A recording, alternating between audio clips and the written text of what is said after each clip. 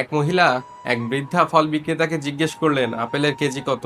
বৃদ্ধা উত্তর দিলেন 300 টাকা কেজি। তখন মহিলা বললেন আমি 250 টাকা দিব, না দিলে আমি কিছুই নিব না, চলে যাব। তখন বৃদ্ধা করুণ সুরে উত্তর দিলেন আপনি যে দামে চান সেই দামেই কিনতে পারেন। আজকে এটাই আমার প্রথম বউনি, আমি এখনো পর্যন্ত বিক্রি করতে পারিনি। বাড়িতে অসুস্থ স্বামী বিছানায় পড়ে আছে, আমার কোনো কর্মক্ষম ছেলেও নেই, পরিবারের জন্য খাবার জোগাড় করতে আমাকে তাই আপেল বিক্রি করতেই হবে। মহিলাটি তার পছন্দের দামে 5 কেজি আপেল কিনলেন এবং মনে মনে ভাবলেন তিনি জিতে গেছেন। মহিলাটি আপেলগুলো নিয়ে তার হাজবেন্ডের সাথে বিলাসবহুল গাড়িতে উঠলেন। এরপর তারা একটা অভিজাত রেস্টুরেন্টে গিয়ে ঢুকলেন এবং সেখানকার সব থেকে দামি মেনু অর্ডার করলেন।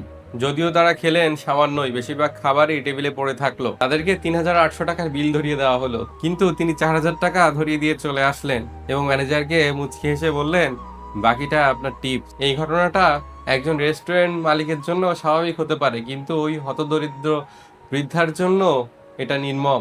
কিন্তু আমার প্রশ্ন হলো, আমরা যখন কোনো গরিব বিক্রেতার কাছ থেকে কোনো কিছু কিনি তখন এতটা দর কষাকষি করি এবং এতটা আমাদের ক্ষমতা জাহির করি যেটা বলার বাইরে। আর যারা আমাদের উদারতার যোগ্য নয় তাদের প্রতি আমরা উদারতা দেখাই।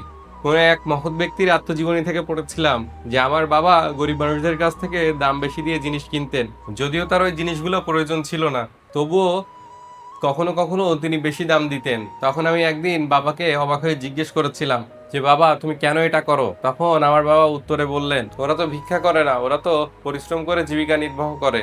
আমার তরফ থেকে এটা শুধু দানই নয়, এটা সম্মান দিয়ে দান।